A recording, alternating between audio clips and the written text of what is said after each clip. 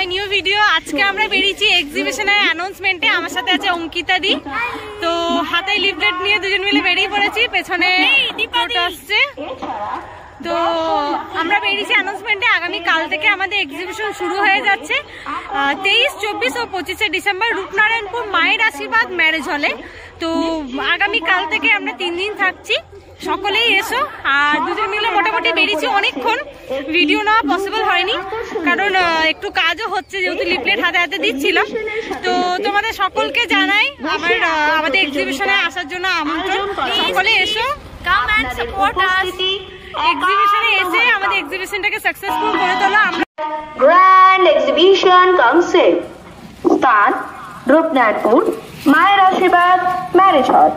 সময় 23শে ডিসেম্বর দুপুর 2টো থেকে রাত্রি 9টা পর্যন্ত।